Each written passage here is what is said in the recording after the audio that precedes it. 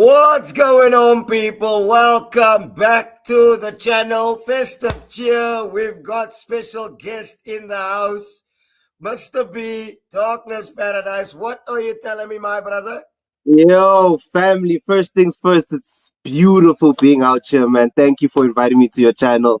I can't wait to talk about our clubs, man. Yo, I'm excited. I won't lie. I think I'm the most excited. excitement I have is probably chatting to you, of course, and Tips, who will be joining us later as well. I think that's the only excitement I'm gonna get. But again, love for jumping on, my bro. People, you know what to do.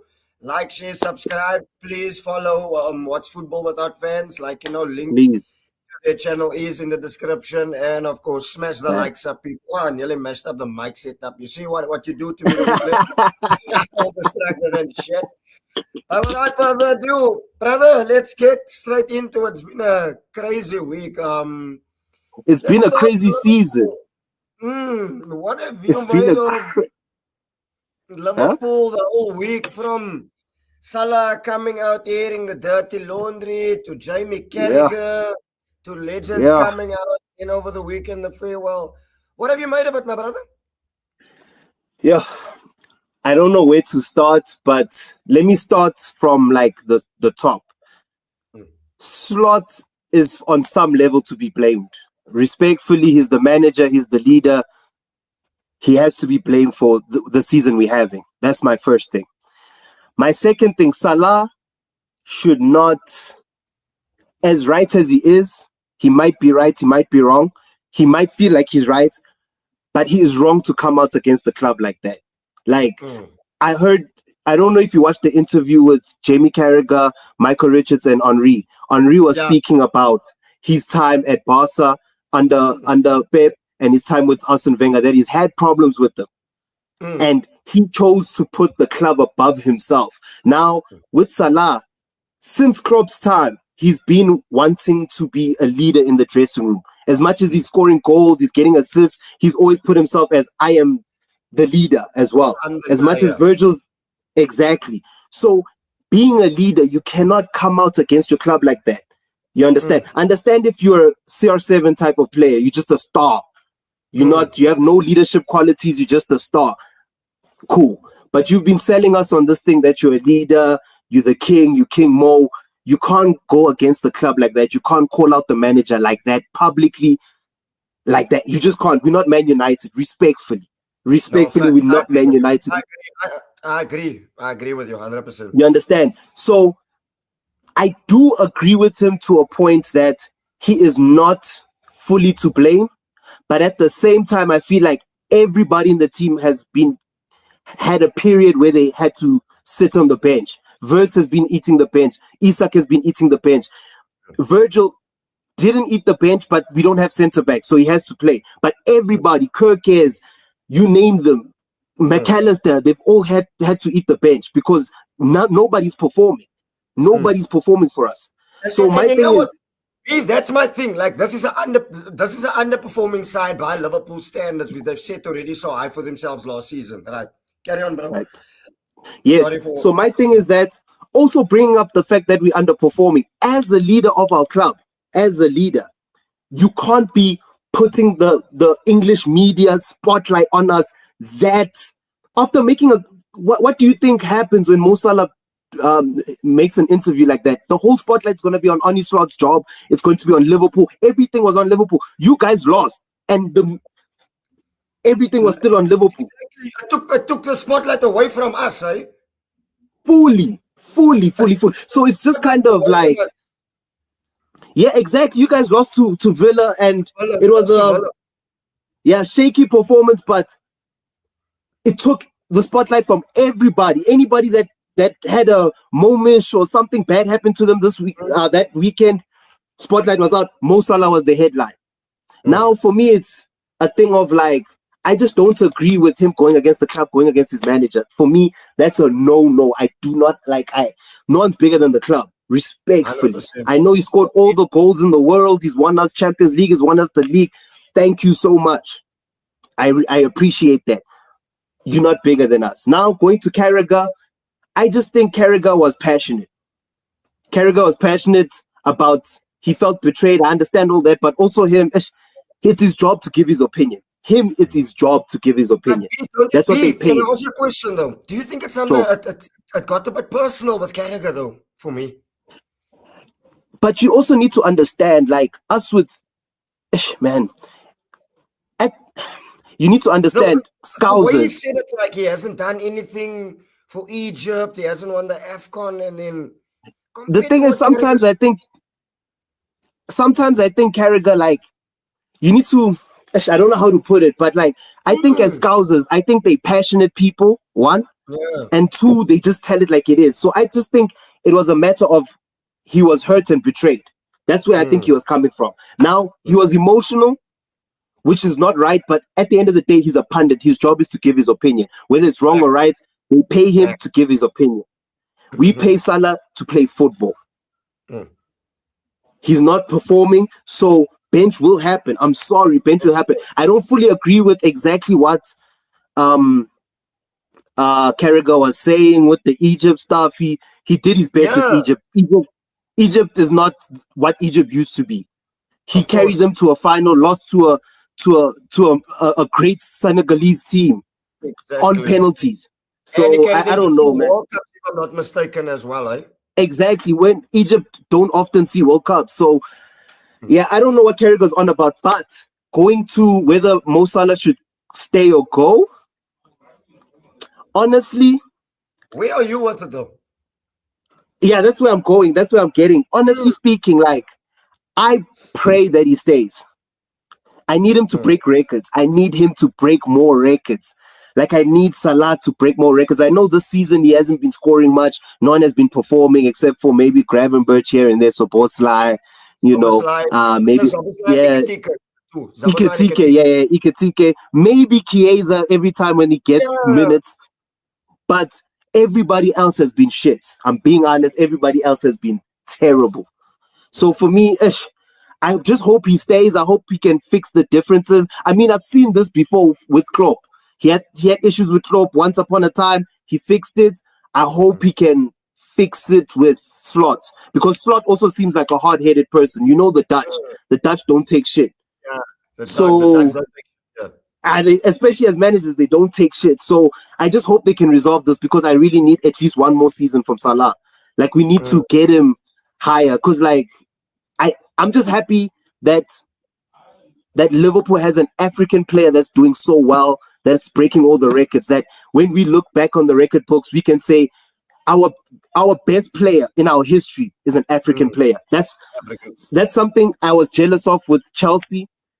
It was things that I was jealous of with your guys, that not necessarily African, but I honestly loved Arsenal during the times when you guys brought in the Vieiras, the Colo Torres, bro, I was jealous, because I'm like, black players, I've never, it was not something I saw a lot of. Maybe you'd have a few, but in the big clubs, I never saw a lot of them. So for me, it's just nice having an African be the guy that's carrying us. Yeah. So I just hope he stays personally. And plus, he's given me 8, 9 of the best years as a Liverpool fan.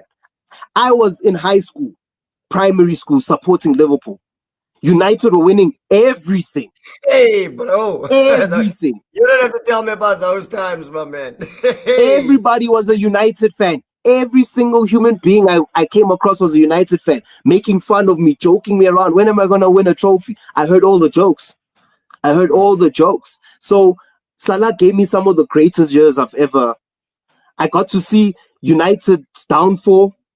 I got to see us lifting the league multiple times, Champions League. Come on, I'm happy. Yeah. So yeah, I just hope Slot doesn't get fired. 1, 2, I hope Salah stays. I just hope we just fix what we're going through right now. No, I just hope we fix what we're going through. No, facts, because look, for me, obviously, I'm not gonna lie, Salah has dunked on my club many a time before. As a fan, don't forget Jota, R.I.P. Jota. Yeah, another one. Yeah. I would love nothing more than to see him go, because I'll be honest, when I saw AFCON, he's going to be missing, because we do get you guys soon in January, I think. I stand up. Yeah. That was That's one of true. the things, like, okay, I don't have to deal with Salah, but as a neutral, as a football lover, first and foremost, you want to see the Yeah, best player in the league, of course, because, league. bro, let's be honest, besides Haaland, how many players this season can you honestly pick out who have now been standout Say performers? who's a star player. Yeah, Do you I know what I also mean? can't tell you. I mean, are we talking Ego, Thiago of Brentford, Morgan Come Rogers, on, those are not star players. Those are not Foden, star players. They're good really players. the best to perform? I personally would have thought that both might even go, because unless Slot, let's make no mistake about it, if Slot doesn't turn it around, I think his head is already on the chopping block. Do you know what I mean? I don't think so. I don't think so. Let me tell you why. Liverpool is not known to be a team that chops off managers. Like, we're Yeah, not Chelsea. true. That's also the We other give you aspect of it. we Brendan Rodgers has been getting so much time. He got Yeah. 6 years, 5 years. Brendan Rodgers got time. He got time. So I don't think, and keep in mind, unlike Brendan Rodgers, he won us a league. He actually Yeah, got us something. Brendan Rodgers exactly. didn't give us nothing and he got time. So I don't know. I think Slot should get time, because think about it like this. And I want to ask you a question after I tell you this. Keep in mind, guys, and keep in mind, everybody watching this, keep in mind, Liverpool went through a drastic change. One, Jota passed on. Yeah, That that is massive. we've never experienced that in football ever. Exactly. A top That is. starting level player passing on. I've never seen it in my lifetime. Maybe other people in other generations, I've never seen it in my lifetime. We don't know how that affects a dressing room. We've never dealt with it. Two, Slot is still new. So he's getting this bomb of Diogo Jota passing on. He has to fix that. He has to deal with the locker room while we changing our defense changed. Half of our defense has changed. Our midfield has changed. The structure of our midfield totally different. Our attack has changed. The way we attack now, totally different. Totally different attack, yeah. So I'm saying, with all those factors combined, we should give Slot some form of grace that you've won the league. Now, I even think you should get 2 seasons. This season, we can write it off. Next season's the season where I'm like, I expect him to do better. This season, I'm like, get your ducks in a row, figure it out. Arteta came 8th twice. Was it 5th or 6th? 5th, because you lost out to Spurs, I remember. What's the third one? It was 8 and 5th. 5th. We just that was 3 years. That was his 3 years at the job. Keep in mind, we had to get rid of some deadwood also, eh? And exactly. We also had to do the same. Because we also got rid of a lot of players. As much as we brought in, we got rid. Yeah. We got rid of Diaz, we got rid of Nunez, and those were key players for our team. They were the equivalent of Aubameyang and Lacazette at the time. They were starting players of our team. Diaz played almost every minute of the game. In fact, helped us win that league. Without Diaz, I don't think we win that league. Yeah. Oh, maybe we do, but still, he was huge in winning the league. So I'm just saying, like, with losing all that talent, and we also lost Trent. Trent was our whole. Bro, I was gonna say, now you forgot to mention Trent, bro. Trent is a massive loss, a massive loss. That's really my point. That we lost in Diaz, massive loss in Diaz, massive loss in Trent. All of our success has known Trent's face. Ever since Liverpool has been successful with Klopp, Trent has been there. Trent has. This is the first time we've not seen Trent here, and we're not doing well. Not saying that they are correlated, but I'm just saying all of our success that we've seen has seen Trent's face. So all those changes, come on, guys, we have to cut people some slack. Like, that's why I feel bad for Salah, because I agree he should not be to blame because everybody's playing bad. But guys, we're forgetting there's death in our camp. We changed our whole team, the system, everything. You have everything. To look at Midfield.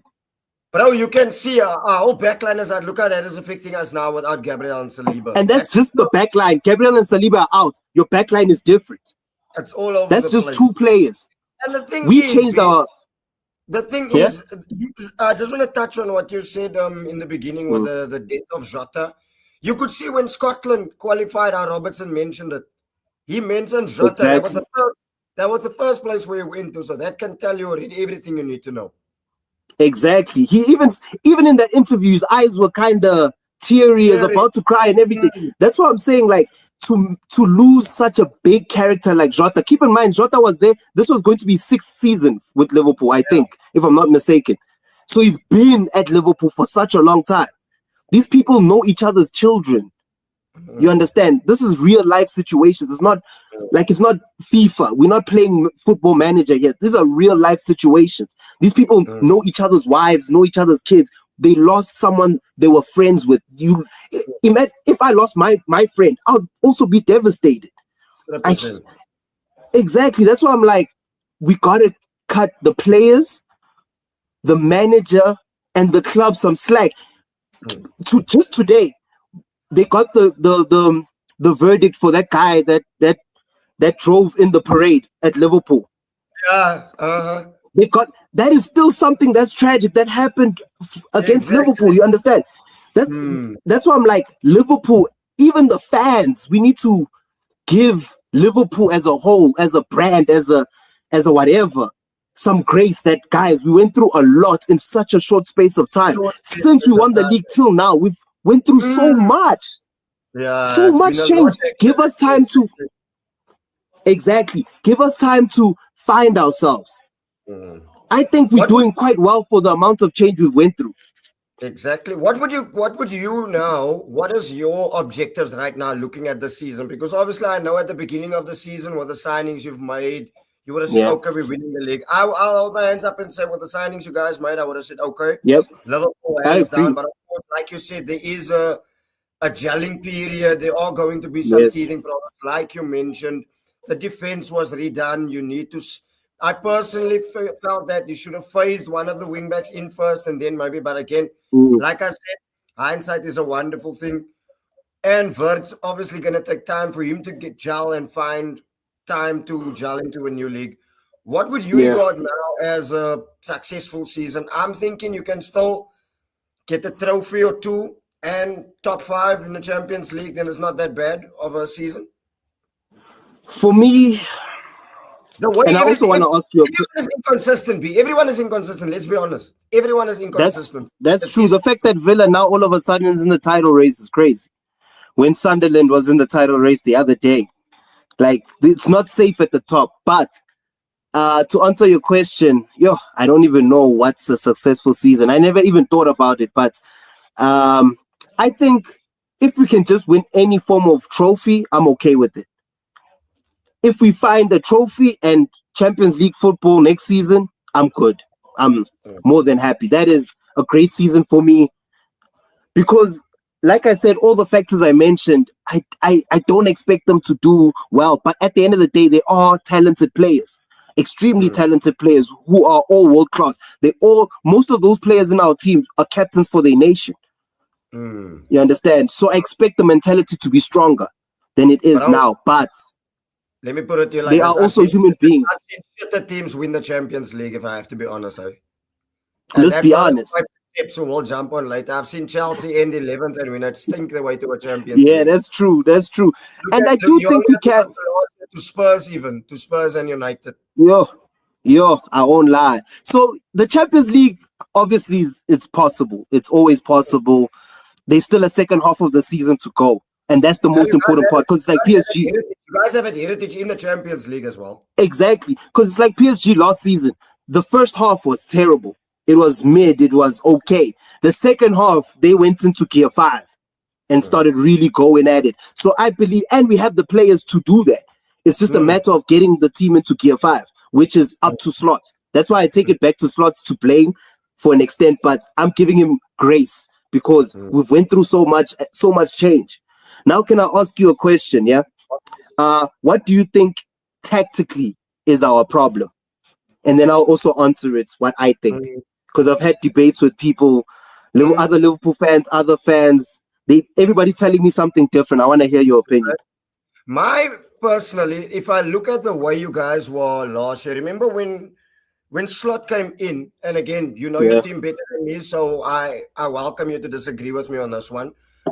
When Slot came in, Liverpool were used to heavy metal football, Kango and whichever. When Slot came in, it was attack, get the goal, but also remain conservative to a point.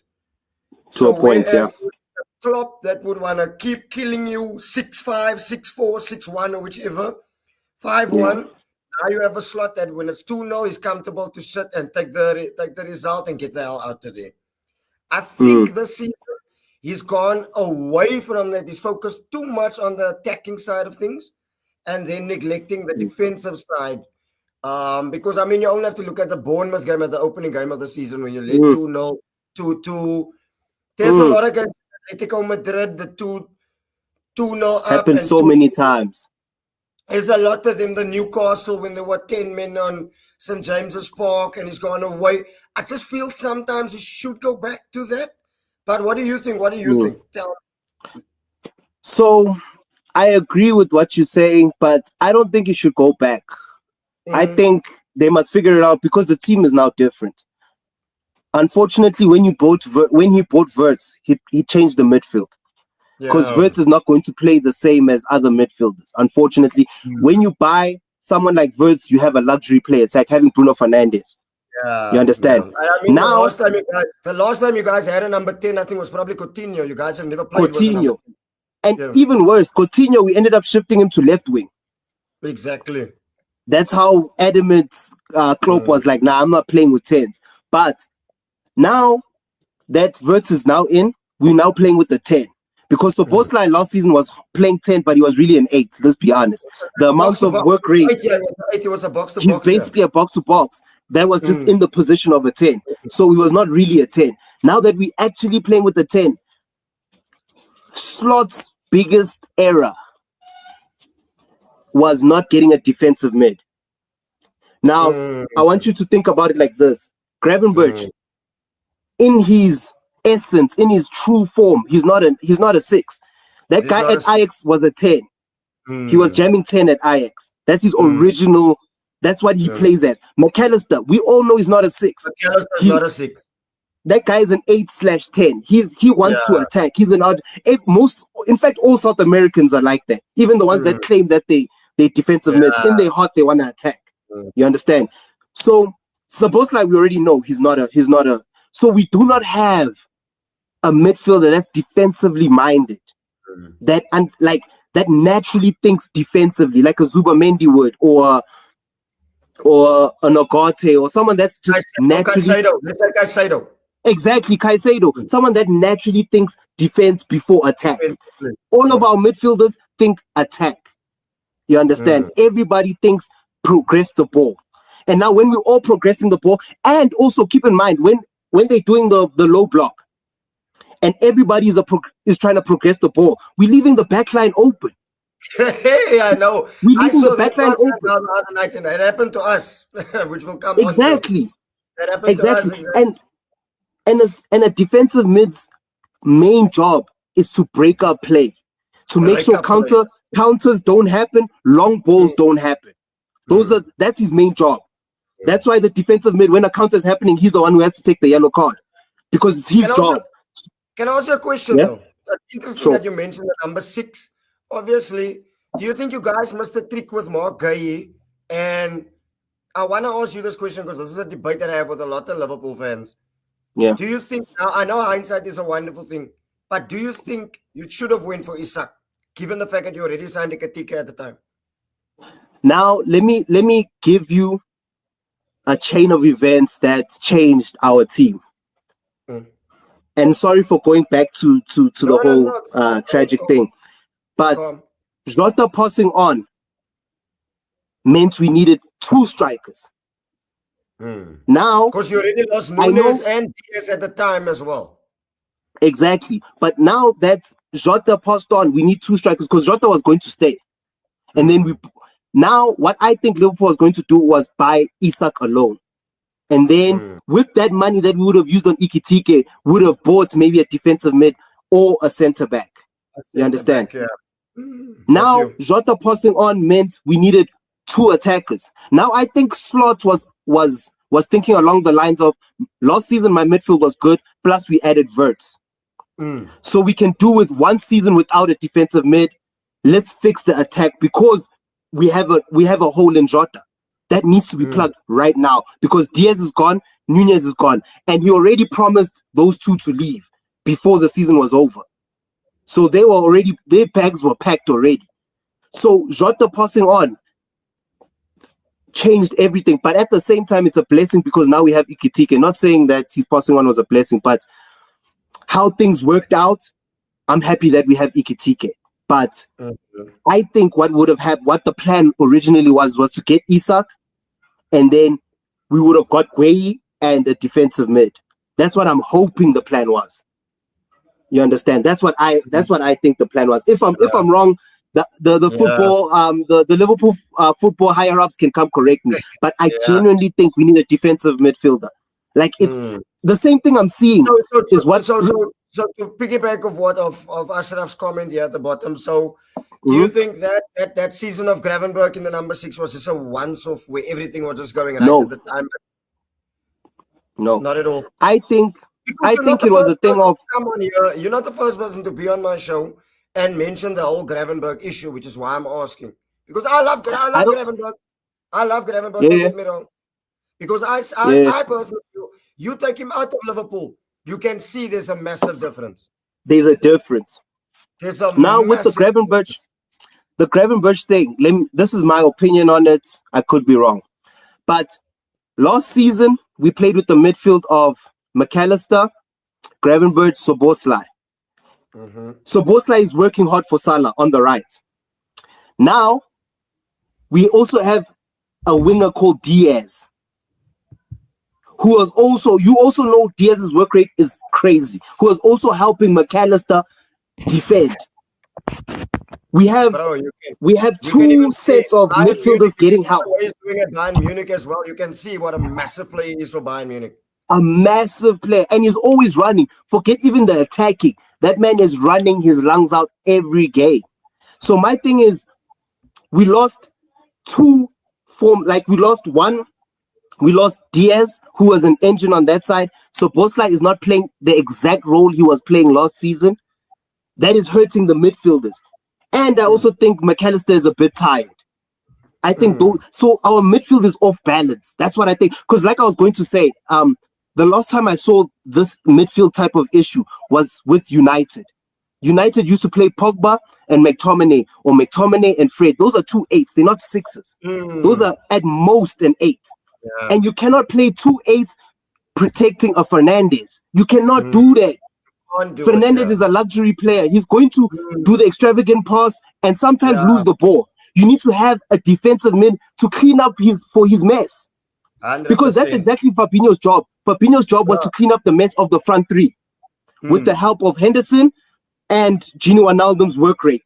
That's what was happening last season, is that Gravenberch and McAllister were getting help from Diaz and Szoboszlai to protect them, to make them look more defensively sound. Now that they're alone, Gravenberch is showing that he's a 10. McAllister is showing that he is a 10. He's a 10, They're just intelligent players that can play in a different position. Shout out to them. But when you play a player out of position for long enough, it will show that you're not from that position. Square pegs around holes kind of a vibe be. Square pegs around holes. Exactly.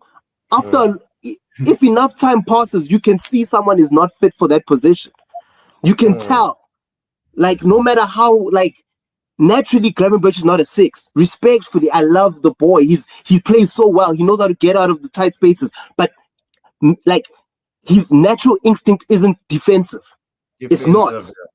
It is. And we need someone to cover for Wirtz, because Wirtz is going to lose the ball. So is Salah. Salah is a luxury player. Now we have 2 luxury players. We have 2 people that are going to lose the ball because they want to try something cool. They want to try a Travella. One wants to try a back heel. We're going to lose the ball. And now when the counter happens, no one is defensively minded except the center backs. Come on, gents. What do you expect? Because our fullbacks are not defensively minded. Respectfully. Kirkes is an attack-minded player with energy. That's why he looks defensively good. It's just energy. Fair. So I just feel like no one in our team, it's only the center backs that are defensively minded, bro. And we can't play like that. 2 center backs, come on. Tepi, how you doing, family? Big up, Chips. How are you, my brother? Welcome, my brother. How are you? You good? Hey, apologies, man. Alive. Alive got to me. But yeah, Don't stress, man. Don't I'm stress. agreeing a We lot with were. what he's saying, man. Grabbing like away from saying Liverpool add centre backs, a six to play, bro, is needed. At defense, It's the most important. That's the most but very a important defensive position. midfielder in its most simple form, or holding midfielder in most simple form. Liverpool need that. And I'm not even asking for like a Caicedo fully, like someone that can progress the ball, but just think defensively, like a Zubamendi. That's why I keep using Zubamendi, because he's not a fully blown defensive bone crushing. I'm gonna just tackle, but physical like, aspect of Zubamendi, he can't handle that. I'm not gonna lie. That's the problem. But we need someone that's for us. We need someone that's physical. We need someone that's physical, but that knows how to progress the ball as well. Yeah. Look, don't get me wrong. I love Zubamendi's ball progression, but like you mentioned, the number 6 position, I'm not gonna lie, maybe it's a very difficult position. You can see how massive a velocity is to Man City with Rodri being out, and you say it. I miss Thomas Partey at times, and I mean Caicedo as well, massive player. But Chips, do you wanna touch on? Should we go to Chelsea? Should we go to the title race? I don't know. I say let's go Chelsea. I want to hear what you got to say about Chelsea. Yeah, I don't want to spoil the whole vibe. You know how it goes with Chelsea. December, when the snow comes in and the weather changes, we just get cold. And you know what? Let's go to Chelsea. Let's go to Chelsea, and then we'll come to Arsenal in the title race or whatever. I don't want to kill the whole vibe. Wait. Before we go on, I saw a super chat earlier. Now, what was it saying? It said something about VVD. Yeah, it was commenting on Salah, VVD, and the use of Diaz and Konate. Yeah, playing for contracts. They're playing for, but that happens to us all. So we've been in that situation. I've seen Nicholas Bentner play for a contract in my team, but you know what? Let's come on to the super chats. We saw with Oba and Rashford before, once these guys are done to work with the new contracts at that age, they seem to tank, which is true. We've seen United. It happens all the time at United. Yeah. So Jordan Henderson is available. I'll be honest, I like Jordan Henderson and Granit Xhaka at their clubs. Respectfully, I won't lie, they're doing a great job. What they are doing, but Xhaka potential signing of the season. Let's come on to you, my bro. I know. Look, the last time we spoke, we were top 2 at the time, but to be fair, I'll be honest, you were the one that said if we win this game, we're in a title race. If not, we're not in a title race. Fine. So that's the reason why I didn't get on to you, and whichever, I don't know if you've heard. Apparently, Chelsea fans have been saying, they celebrating the 1-1 draw with Arsenal. I said, I don't know what Chelsea fans you're talking to. I don't know about them. I don't see the reason why anybody should get on to Chelsea. But on the positive side of things, Cole Palmer returning, getting a goal. Gusto as well. And of course, there's been a few indifferent results with Reece James playing. I'd say in a different position, though I like Reece James. But what have you made of it, my brother? And where are you right now with this season? Because you guys do have a Carabao Cup tie tonight as well. Right now, we simply just have to take things one game at a time. I know it sounds cliche, but literally that's what this guy laughing here, man. Because I have to. I'm sorry. I like Barcelona. It's positive. 1-1 draw against Arsenal, down to 10 men, with your most important player in the team getting a red card. Like the last player you want to get a red card is Caicedo, and that person got a red card in the first half at 0-0. And he was jamming. He was balling. I'll be honest with you. They were the better team against us. I said it to him as well. They were the better team, even with 10 men. Reece James was tearing your guys. He was finishing us. He was on it. And then all of a sudden, we go to Ellen Road. We go to the Vitality Stadium at Bournemouth. We can't collect full 3 points, but the mentality is just lost. We take the lead against Atalanta. The changes were a bit dizzy, and we fall to a loss, Maresca recently press conference. That's what I was laughing at. I'll be honest, I feel like the media is just blowing it out of proportion. True. It honestly just feels that way. like, how much more support does this man need? Fine, we didn't get a centre back with us knowing that Levi Colwill is basically out of the season before our first game against Palace. But it isn't really that much the board has not given him. You know, he came. Nah, Tsepi. Whoa, can I interject for 3 seconds? Mike Mayanan, or whatever his name is, the goalkeeper for AC Milan, was available for 16 million, if I was not mistaken. Why was he not bought? Yeah. You remember when we were Donnarumma was available for 30. But Donnarumma one. They were already agreeing personal terms with Mike Magnan at the time. Yeah. That weekend, I don't know how that deal broke down. So the Donnarumma one was in the season. So that one, I'm not really fussed up. Not that I'm not fussed about, because yes, everyone would like to have Donnarumma, but it's not a Chelsea like why, you know. The Magnan is a true Chelsea why.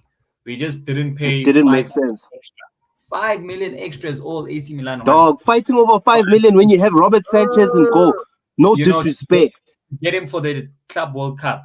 But it's not to like defend it, because on paper, we'd all choose Mike Magnan over Sanchez. But in isolation, when you look at Sanchez specifically this season, he's not outstanding, but he has improved. Like, we cannot point fingers at Sanchez at the rate we used to. Yes, we'll say but West Ham goal for Paqueta and then the red card against Man U. But other than that, and there's been games where he's produced saves. You know, the Arsenal game, getting down in the first half is a shot, and Martinelli, if I remember. Like Sanchez this season, I can't look at him and say, you are one of the reasons Chelsea is not where they should be. You understand? Whereas in past seasons, I would have been saying that. But that's not to say I don't want a keeper. So it's projected and it's been said, rumor has it, that with Mike Penders being more familiar and more suited for Maresca's philosophy, he's going to come back next season and potentially be our number one from Strasbourg. With him doing well, he's a big figure. I think he's 6'5", and he has good feet as well. So that's the only defensive I have to play devil's advocate in blocking off the Magnan deal. But if you had to ask me, I'd take Magnan in a heartbeat, especially in a heartbeat. 5 more million, from 20 million to 25 million, because he had 1 year left on his contract. You know? Dog. Yeah, so Tepi, wait, can I also ask you a question, Poison? What's up? What's up? Can I ask you a question? What has been happening with all these red cards you guys have been having? This is embarrassing. What's happening? Bro, how many every time they're down to 10 men? Have you noticed? Every time I switch on a Chelsea game, it's 10 men. They're fighting for their lives. What's happening, dog? Some teams, what are the labels that have been given? Red card FC, others are last minute FC. You know, Chelsea has just adopted it. And some of them are stupid, you know. Like the ones that are normal that I understood, Sanchez. Okay, unfortunately, the Caicedo one happens, but that could have been avoided, if we're being honest. And the stupid ones, João Pedro came on in the Champions League for 20 minutes against Benfica, 2 yellows. Gusto, what about the left, against Forest? Sorry? Also, the lab, yes. That's another one I was coming to, against Wolves. Comes on back from injury, 30 minutes, red card. Gusto, we're leading 3-0 against Forest, 10 minutes left. Red card, you know. Santos, okay, the Chaloba one, that's the most excusable one, because Santos killed him against Brighton. But you understand, bro, it's just things like, hence why I say we just have to take things one game at a time, unfortunately. It's known with Chelsea that we struggle in December, and early part of December, the results have shown that. I'm hoping we can get across and beat Cardiff tonight in the Carabao Cup, as we are expected to do. And then there's a tough 12:30 or South African time, 2:30 kickoff at St. James's Park this Saturday. We play against that is a tricky one. Yeah, especially after they lost to Sunderland. But yeah, not positive, because they would have been favourites. But yet, did they draw or lose, Sunderland? They lost to Sunderland. They lost 1-0. Walter scored the own goal. Walter the 1-0, yeah. So you understand, they want to turn things around. They've built form at home recently, because they had the Liverpool loss as well as the Arsenal loss, both in around the dying minutes of the game. But, you know, they've turned it around at home. So, and look, in England, like was said, there's a certain mentality we didn't come into the game with when going to Elland Road to face Leeds, especially midweek. the boys were just not up to it, and they clearly don't know what it is, how it is. So, like that game, inexperience hurt us, from a mental side, inexperience of players not having games under their belt. Yes, we can say Tossin did this and that, but there's those venues, man. There's those venues around England, the Ellen Road, the St. They're James dangerous. the The Goodison dangerous Park, venues, which is the fine. Now cauldron of noise. it's the what is it now? Bill Hickinson or something like that, where Everton plays now. So we don't yet know it. But when you go to Goodison Park with that tight field, especially if it's an early kickoff, the Toffees are on top of you. The Toffees are on top That's of you. why I feel we can get a result at Everton without Dewsbury Hall and Jack Grealish and Ndai. Simply just because that park thing is on top of you and the stadium is a bit away from the fans. But carry on, my bro. Learn. Well, it's a new stadium now, so we no more know that feeling. But in the past in English football, if you're not mentioning the big teams, good luck when you go visit St. James's Park. Good luck when you go to a Goodison Park, like we said, Villa Park against another one. Scary times, wasn't? So that's one thing that the players will need to have in their minds, as well as team selection from Maresca. Look, I think it's going to be a big plus, with the hope that if he plays today, he doesn't get injured. Having Caicedo back. Caicedo is needed for that type of trip, Reece James, Palmer building fitness. It's going to benefit us. But Chelsea, we just have to take it one game at a time. Like, Elland Road was painful, but really the man of the loss against Atalanta was just hurtful, man. And that's nasty. What we get on top of that one. Like I've always said, I'm the last person to say Enzo Maresca out, but he is the one holding us back. Okay. Damn. Yes. I can hear Damn. I hear that argument, and like B said as well, last season you guys also had a red card when you went to St. James's Park in Nicholas Jackson, if I'm not mistaken. Yeah, Yeah. The elbow. Yeah. So it's gonna be tricky times, but gents, we're gonna come on to more negative side of things. I don't know, you guys might see it as a positive. So we've already touched on two guys above me that have won 2-0 comfortably, and then when you have a nice, easy Sunday, you're thinking to yourself, you're better off as going to a staff party, you have the whole house to yourself. Sure. You can chill back and relax, and then Arsenal comes and says, you know what, hold my beer, come let me fuck up your evening quickly. Yeah. Gents, I'll be honest, that was a stinky performance. I never, ever want to go through that again. That was horrible. And we really need to pattern up. I think the best bit about it now is that we've got a whole week off. I don't like to use the injuries excuse, because a lot of top gooners were telling me this is the best squad that you've got. So you can't have your bread butter on both sides. You can't tell me this is the best squad in the Premier League, and when you get injuries, you want to bemoan injuries. So I don't like to do that. Yeah. But for me, what's worrying, concerning for me is I've seen this performances quite a few times this season. I've seen it against Sunderland, I've seen it against Chelsea, I've seen it against Aston Villa, and now I've seen it against Wolves. Let's be honest. Wolves are by far the shittest team I've seen in a while since Derby County, if you guys can remember. Yeah, Wolves are easy. That performances like that don't sit well with me. But Chips, how do you see it? Am I overreacting? Because at the same time, I'm looking at Man City just brushing Crystal Palace away like nothing at Palace, which is a tough home ground to go to. I'll be honest with you, hey? So just two things. Answering the first question, are you overreacting? I'll say no, specifically as an Arsenal fan, through what you've gone through in the past. It's performances like this bring up deja vu for Arsenal. Like, exactly. It's happening It's again. trauma. So it's trauma. PTSD, bro. The PTSD is real.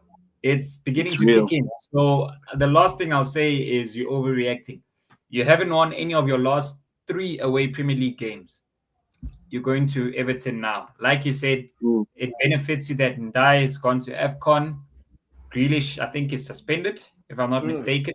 Yeah, and then Dewsbury Hall's caution, It's a 50-50. And then Man City, can I be honest with you? That 3-0 against Palace was not a 3-0. Yes, Man City deserved to win because they put their chances away. But Palace were there and not putting their chances away. They were missing Kalo. Donnarumma falling in the 50th minute with things They were missing. You're not putting it away. And then when you have a special talent like Haaland with that header, it's like I can call many strikers who won't score that goal. But Haaland is just that guy and at that level, And then in the second half, Palace got off to a good start, but then once City went through their gears and started taking it up, the Foden goal, you know how instinctive he is with these strikes from outside the box, Turkey moving. They just moved with it, and yes, they were the better team second half, but it was definitely not a 3-0. It was a tough time for Nico Gonzalez and Bernardo in the midfield. Kamada and But don't you think, dog? It brought it to them, literally. But don't you think, dog, like this is how City normally do things. Like they start off slow every season. That is what they do. And that's the thing when that's why you can call it PTSD or whichever. Like Ashraf said, I remember 2 seasons ago against Southampton. Fine, calm, we take the win. What concerns me is that you've got the big blue shark behind you, and once they click into gear, look at it like this. Let me give you a perfect example. They play before us. They play West Ham. They're going to batter West Ham. By the time we go to Everton, they are above us. And one thing Arsenal don't do well is deal with pressure. I can tell you that much. Arsenal do not deal well with pressure. This season, going into a game in a while where now it's to go back to the top of the table for you guys that you haven't felt this season. But yeah, like you're saying, City, yes, they start slow and the performances build. In a certain way, yes, we've seen it before. You may say luck may be on their side, but they also create their luck, Because against Leeds, you 2-0 up, cruising. Leeds make it 2-2. Foden, end of the game, punishes Leeds, 3-2. Yeah. The Palace 3-0. Fine, you deserve the win off the balance of 90 minutes, but it really wasn't a 3-0. Palace were wasteful, and I'm sure they left their scoring boots at home, and Palace will correct that this weekend. But yeah, man, Arsenal, like you said, you can't have your bread buttered on both sides. You made the squad to be able to handle situations like these, which is exactly what you did not have last season. You were in this situation last season, away from being at the top. Exactly around the same time, this is where the wheels fell off as well, eh? Injuries, you had injuries last season, but you could not cope with it. Now you've been... Tepi, let me play devil's advocate, bro. Of course, I love it. Go ahead. Can I play devil's advocate? So I'm on your side. I'm against Tepi. So like, I do think Arsenal fans should be hard on Arsenal right now, because this thing of trust the process has been going on for too long. No, this man has had 1 billion spent over 6-7 seasons. That's the first thing we said. That's what I said on the video on your guys. It's on your channel. That's what I said. I'm past process now. Process now leads to success right now. So I'm over that. There's no excuse. Because my thing is B. Sorry before. My thing is why is it that every striker he can't get the best out of any striker that comes to this club? Why does no striker go past 15 goals at this club? Aubameyang, Lacazette. Yeah. But he's now playing, waiting for Kai Havertz to walk straight back into this team. Gyökeres looks like Gabriel. Gyökeres looks horrible. That's another story. Trash. That's another uncomfortable conversation that we need to have. Because I'll be the first one to say I wanted him. But in this team, I'm sorry. Under this manager, oh my Lord, I fear for the worst. I also don't know. By tonight's FIFA best, he might walk into that team of the season and whatever. He should enjoy that awards, because at Arsenal, he's not going to win that awards again under this manager. I can guarantee you that. But carry on, being sorry to interject. Yeah. So what I'm saying is that he's over 6 seasons. He spent 1.1 billion. He's fixed the team all kinds of ways he's can. He's the second longest serving manager in the Premier League. Second, behind Pep. Exactly. People like, what's his name? People like the Crystal Palace manager has won. Ange Postecoglou has won. Ten Hag won 2 trophies. Eddie Howe in the space of him only winning 1. 2 trophies. Everybody's winning around him. Eddie Howe has won. Everybody's eating, bro. Everybody's eating. Except for him. It's crazy. And he has one of the best teams. 2-3 seasons ago, you guys had the best defense in Europe. You guys have been having the best defense in Europe consistently. For how many years now already? For how many years? And everybody knows defenses win leagues. Where are the leagues? Where's the trophies, bro? Where's the trophies? At least one. At least one. You want to tell me you can't win one domestic cup or Carabao Cup? Come on. Because respectfully, I'm not counting the FA Cup because that was one with the people he kicked out. Yeah, the people he didn't want. I'm not counting it as well. For me, that's a Unai team. That's Unai Emery's That's a Unai team, yeah. The people that wanted for him were the people he kicked out. That he said, "I don't want you." They're all gone. That entire team is gone. And don't tell me Saka is still there because Saka did not play in that final against Chips. Bro, they were still playing Saka left back at them times, bro. They were still throwing him around. So to answer Ashraf's question, so you're leading the UCL and the league, where else should you be? And yet you're still moaning, brother. Nothing. Trophies aren't handed out in December. It's where you end in May. But I'll judge him after the Carabao Cup and let's see if he can bring me a Carabao Cup. Because the point that I'm trying to get to is these players need to feel to win something. They need to get a taste of silverware. That is my main problem. So people can say, like I said this to you, Chips, a few weeks ago, that why do you want to win the Carabao Cup?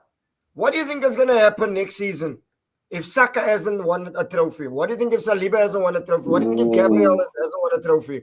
They're going to say, I need to go somewhere to win trophies. Because we've seen this. Real Madrid. I've seen it. They've moved on. I don't want this to happen because people keep saying this is the best squad we've had in the Emirates era for a while. Fine, come. But then are we going to just be a spicy Spurs in red with a good team and not win anything? That's facts. That's facts. Look, at this point, I don't care. I'm harsh with it, bro. But I need to see what I need to see now. I need to see my captain's. I need to see my captain's armpits, bro. So facts. All good and well. We can lay top now, but it can get very, very sticky. And performances like that, like I said, I don't want to be overreactionary and all of that, but that's not the first time I've seen these performances this whole season. And it's a sign. You know what it leads to, man. You know what it leads to. Like they said, Netflix, it's always next season, man. It's always next season. And you guys, there's always something. The PGML, it's the injuries, it's this. This is our season. We're feeling it. This is our season. It's just, we've seen the narrative so many times, man. And like you said, the players don't know how it feels to get over that hurdle. So maybe some form of a push and onto greater things, or FA Cup, like some form of silverware. Because this cabinet right now is more dusty than Spurs. Yo, I won't lie. Like, I won't lie. Speak facts only. You were gonna ask something, babe? Yeah, I wanted to ask, how do you feel about your style of play? Because I keep having this debate with Arsenal fans that there was, I don't know which season it was. I think it was 2-3 seasons ago where you guys were balling out of control. You guys were balling out of control. That's when I was actually like, I'm scared of y'all. And then you guys started doing the set piece crossing nonsense. I'm like, nah, you guys are playing Sam Allardyce football now. That doesn't win leagues. That has never won a league. That's why English managers never win leagues. It's because they're playing cross and long ball and set piece. You don't win leagues like that. You can never win a league like that. Can I be honest with you? Can I be honest with you? I think that 2022-23 season, remember we were killing teams within the first half already. We were blowing them out of the water. Jesus, I think you're talking about that season with Jesus and Zinchenko when they just came there. You guys were going crazy. Especially that left side of Zinchenko, Shaka, Martinelli, and then Jesus. Yeah. And Shaka was going bonkers out there. Okay. So my thing is, because I personally feel that season scarred him as a manager. That's why I went to the more defensive style of things and the boring, the control freak style of play. Don't get me wrong, I love the set piece. I'm the first one to hold up my hands and sing set piece again, ole ole. And that should not be a tactic. That should be your plan B weapon that you've got on the back. Pause. Yes. That should be your weapon. That should not be your style of play, because don't get me wrong. That's my point. Gents, I will be honest with you, right? Tips, Zara, you weren't here before, but I was telling B that before the afternoon, my girlfriend went to a staff function, right? I slept. I woke up at halftime, it was 0-0. For the second half, I thought, oh my lord, no ways. And I heard we didn't even have a shot on target. Jeez. Yeah, all Against three goals were Wolves. scored by Wolves. All three goals were scored by Wolves, bro. So for me, I don't. I'm okay with the whole control thing, but sometimes you've got all the players. Why do you have a player like Victor Gyökeres? Why did you sign Eze? Why do you have Martinelli, who's explosive in the Champions League, but when he comes up against a low block, then he's inhibited all of a sudden? For me, sometimes it's let the shackles loose, because, like you said, B, that year we were playing fluid football, and now it's just boring. Because something needs to change. Because, It's so boring. like you were saying, teams are gonna clock it on our set pieces. Saka's goal now, the corner goal, the own goal. That's the first time we scored from a set piece in how many games? That's not always gonna bail you out. It's not gonna bail you out. And my biggest problem with it is now all of a sudden, a lot of Arsenal fans are telling me that Jesus is back, he's gonna give us this push. Motherfucker, this was the player you wanted to replace 2 years ago. So now all of a sudden, the player that couldn't win you a league for the past couple of years, you are now relying on. I'm not with it. Hasn't played for 2 seasons. I'm not with he's it, going to bro. be injured again in 3 games' time. You know it. You know what happens. You know exactly. So, for me to answer Ashraf's question, bro, for me, all I want to see is silverware and trophies. And we've seen now, I can only go on what facts have said, is that this manager can't get over the line. That's a fact. Brendan Rodgers. He's Brendan He's Rodgers. Brendan Rodgers before our club, right? That's a I fact. won't lie. He's Brendan Rodgers, I promise you. So for me, I would want him to just prove me wrong. Prove me wrong, I'll come on here and I'll say, you know what, I was wrong.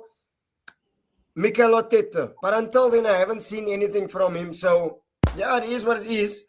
But, gents, I want to come on to something closer to home. So, AFCON squad was named, of course, and then there was a certain player who signed for Chicago Fire who came a bit late. I saw earlier today, actually, before we came live, that Hugo Bruce has apologized for his comments.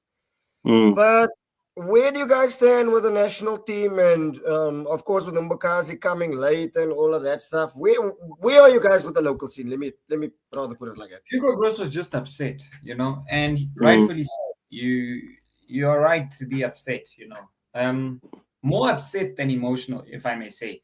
So obviously, what he was saying was not. He didn't intend to imply the message that some people got, If you know and you've watched Hugo Bros and you've seen what Hugo Bros has said throughout the years as Bafana manager, something like this is not new.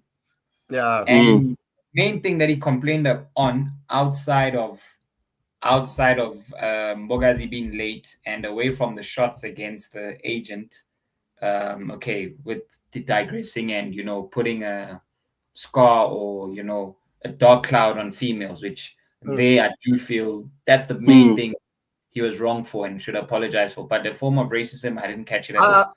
It's the main thing. The move of them getting it's a move for money.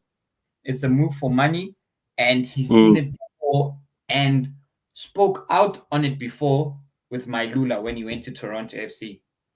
Where's Mailula now? Floating, moving to Wydad Casablanca. We don't know. Mailula is still, I think, maybe 25 and under, not 27.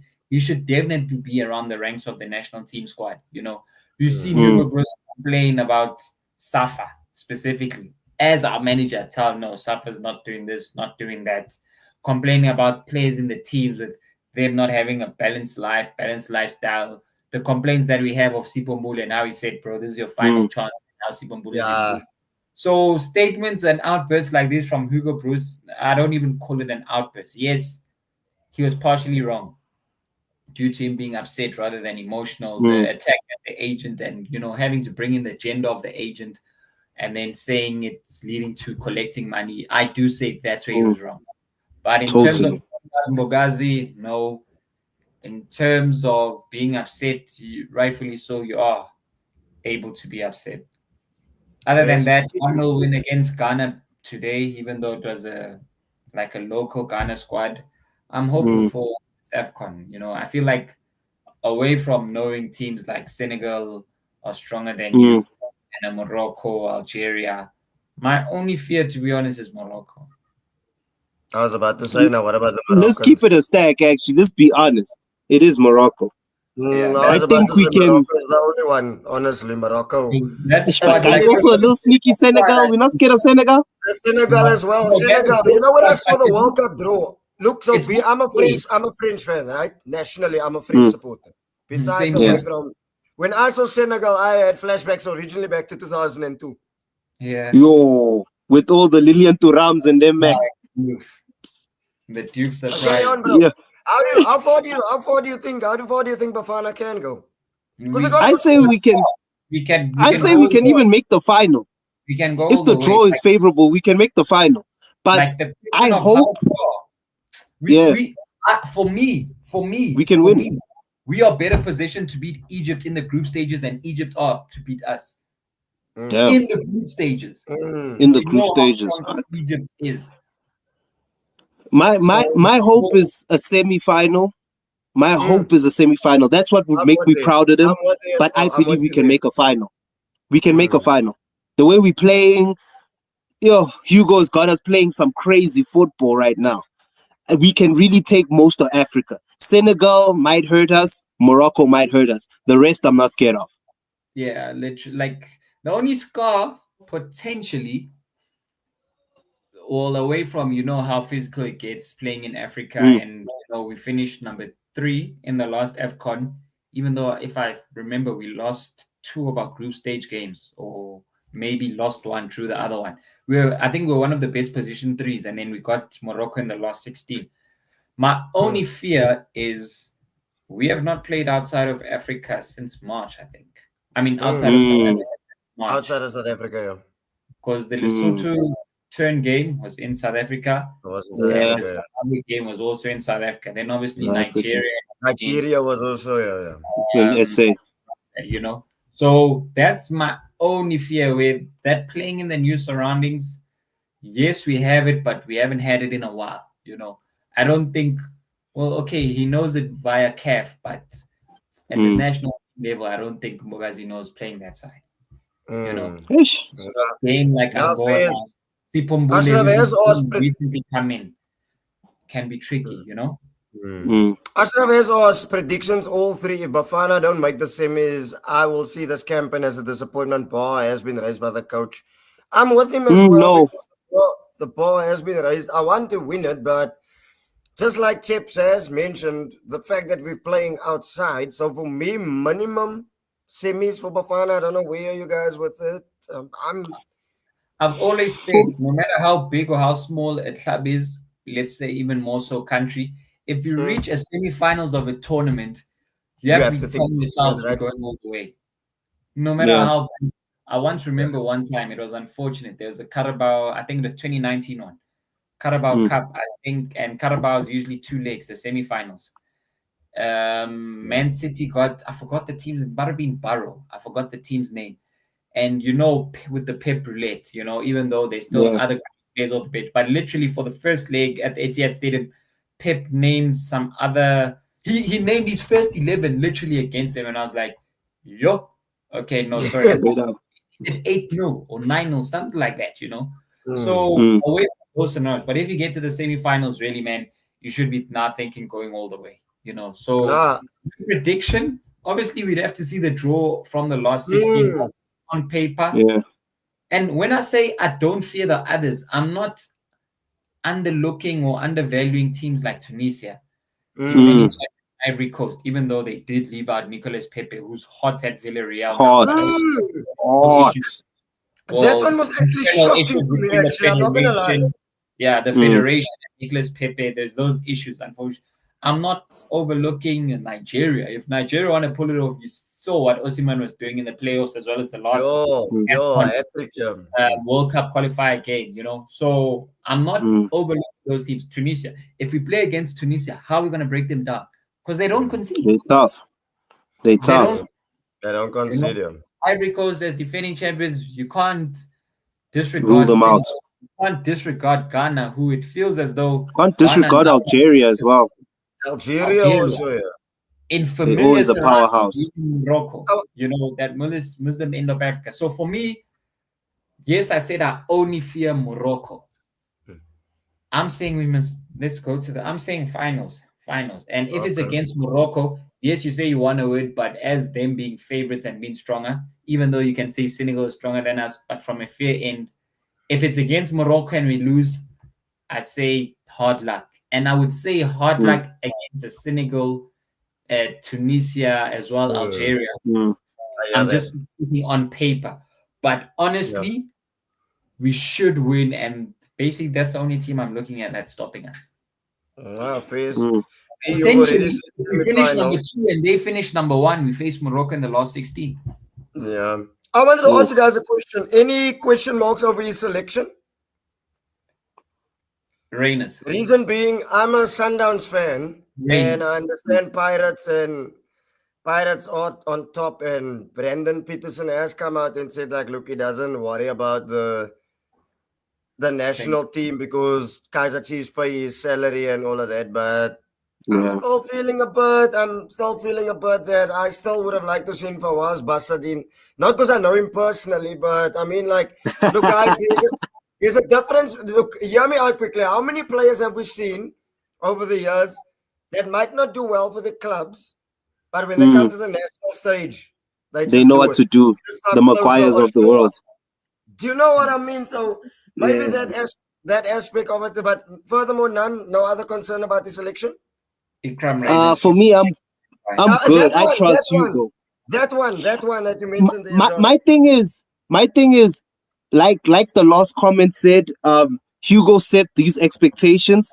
He's the one who has the right to pick the players that will be either his making or his downfall. So I say whatever he picks that's fine. Yeah, is the right way to go. I just think whatever he picks is the right way to go because he put us here. So it's up to him whether he brings us down or not. It's up to him personally. To be honest, let him. On paper, we will all say Lyle Foster is better than Ikram Reyners, and probably in play, with where he is as well. Like Peter recently said that maybe the move not materializing for Ikram Reyners to go to Saudi may have killed him, as well as with his recent injuries. But for Bafana, can I tell you something, which I know personally? He has health issues with his heart, which is why he was a heart issue. My best friend and him played together at Stellenbosch, and he's got a heart issue. That's why he's on standby. Yeah, okay. That's between the three of us now. That's between the three of us and whoever's watching. But whoever's watching. But I know that. No, I know that personally because there was one squad, the first before. Who did we play now in the last international game? And then when he dropped out, when he pulled out of the squad, remember when he pulled out? When they said for health reason, it was because of his heart. So it's a bit of a touchy subject, but look, from that perspective, obviously you look at it different. But for me personally, obviously we know Makgopa has been doing well at Pirates and plays well for the national team, and would definitely be suited against certain opponents. Morocco, when we beat them, AFCON 2024, he scored the first goal and he was leading the line. When Lyle Foster unfortunately had mental issues which were stopping him playing at Burnley as well as coming for the national team. Makgopa, bro, can I tell you something? Lyle Foster, bro. Remember during that time, Hardy Tips for interrupting. Lyle Foster, during that time, we saw him in the club, bro. During that time when he was saying Burnley he is having mental issues, we saw him at, where was it, Live or something. We saw him out there at Live, partying. I'm like, how? Aren't you? Bro. Aren't you? What's happening? Remember now what I said to you, no? Remember what I said to you guys now? I'm going to send you guys a picture now, actually. Wait, I'm going to send it to you quickly.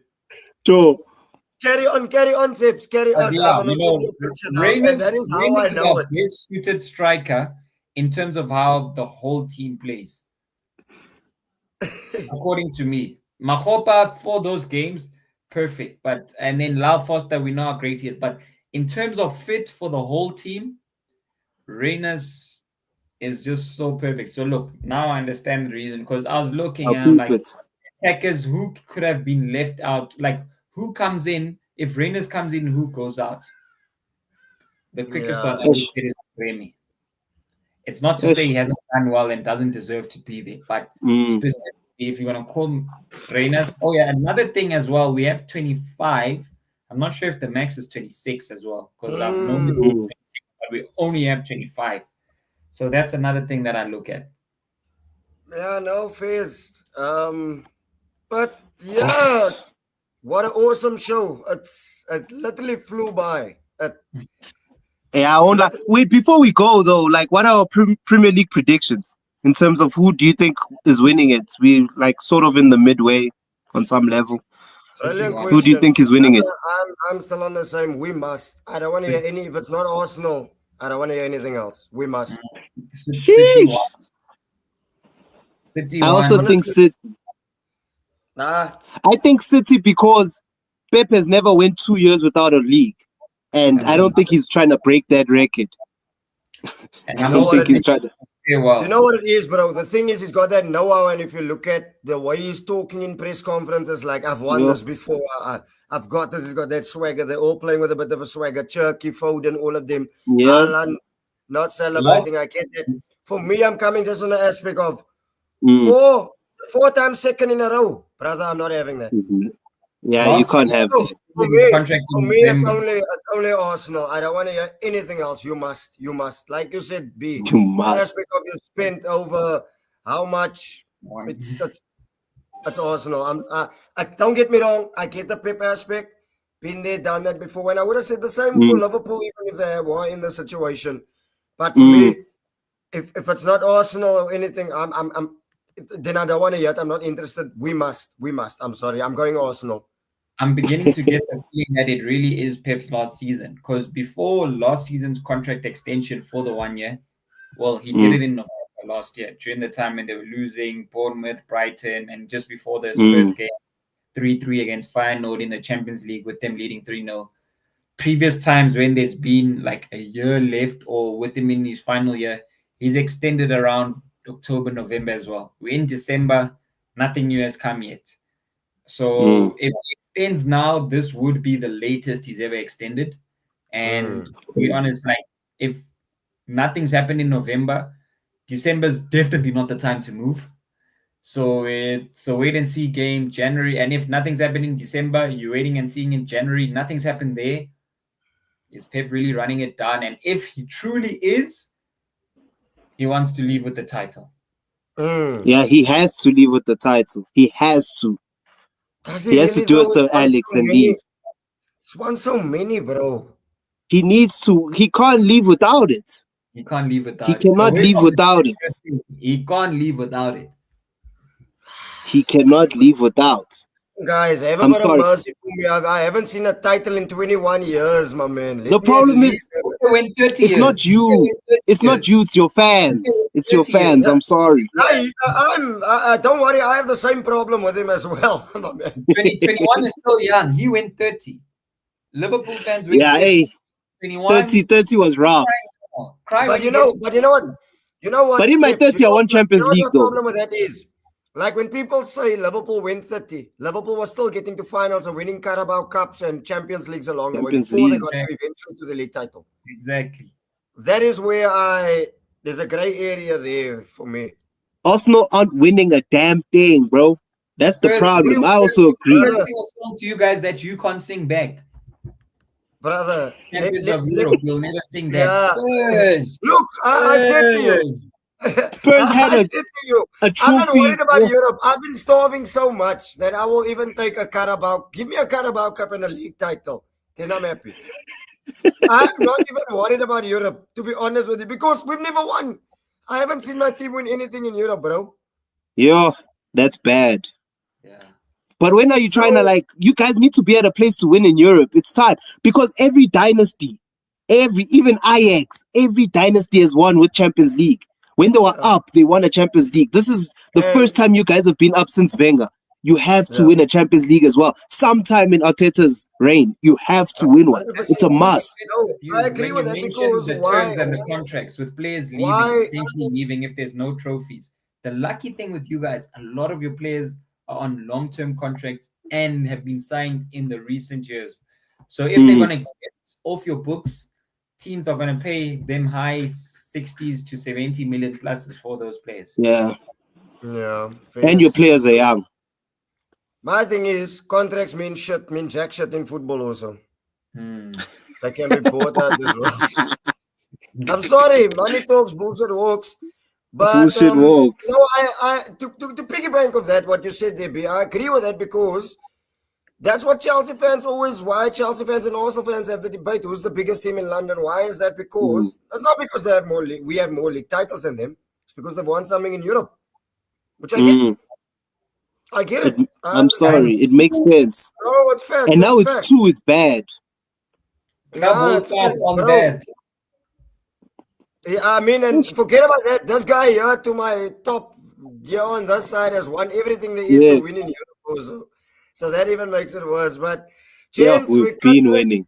We've come to the end of the show. It's been awesome. I can see the FIFA best awards are gonna chat. I want to give you guys a special plug. What I usually do on the show is I say final thoughts because this is, I think, gonna be the last show for the festive season. We might see each other in the new year, hence why I've got the whole festive banner on. But Chips, any final thoughts from you and what you guys got coming up on the channel as well? I love your content though, content people. Like I said, go like, subscribe, click on the channel as well. It's awesome studio setting. The short form content, the conversation, everything, the banter, the vibes is brilliant. I always say I like conversation that brings me information plus entertainment as well. So that's what you get with Watch Football Without Fans. So big up, Chips. But yeah, your final thoughts, my brother. Sorry for going on a waffle.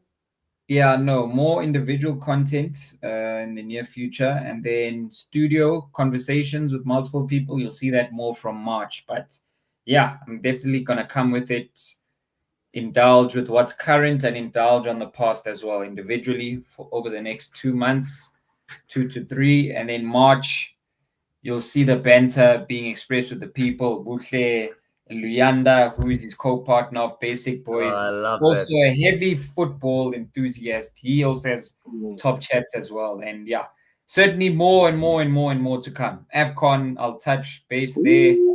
Yeah, we're definitely going to chat about the AFCON, eh? This is not the last time we're sitting on this panel. A lot of game reviews from me, 2026. That's what you'll be expecting from my channel. And a whole lot more of short content. Fairs, man. Looking forward. Yeah, forward. P, your final thoughts, my brother? My final thoughts is, guys, can we like also have a segment where we play like some games? I want to play like guess the player or something. Don't worry, I can bring that in, my brother. I can bring that in. Let's run some games, guys. I'm ready. Like, let's run some games, some form of game. Like, let's do it. Like, I want to just have a good time. Just test the football knowledge. Let's do something cool, guys. You know what? That's actually a flipping good idea. Maybe we could do that Boxing Day. Maybe have let's go for it. Let's go for it. Why not? Guys aren't too busy. Ashraf, I will add the I'm actually gonna add it now. Actually, give me 2 ticks quickly. Guys, let's play some sort of guess the player. Something, just something fun. That's not too crazy. That just tests our football knowledge. Because I think there's only one game on Boxing Day. Yeah, let's do something fun. Let's have a good time. Maybe we could do that the afternoon. Yeah, no problem. Let's do it. Yeah. Let's do it. Definitely. Let's go for it.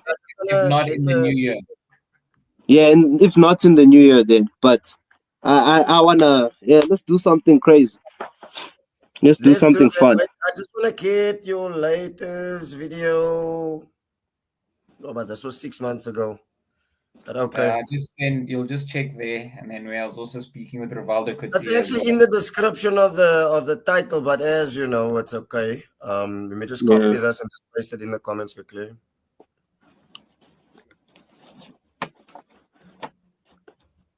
That's actually a draft that you guys had. So Ashraf, there you go, my man. Click on that link. And there you go. So now we'll definitely do it. I will get in touch with you guys, and like I said, we met by chance at the Big Six event, but it's been awesome, and we're gonna build both platforms as well. It's been awesome. Like I always say, I enjoyed chatting to you guys that evening. I always enjoy chatting to you guys. So love for coming on. And again, people, you know what to do. Like, share, subscribe. As Chip Zorro, as Bootley, as David D. And we are out of here. Bless.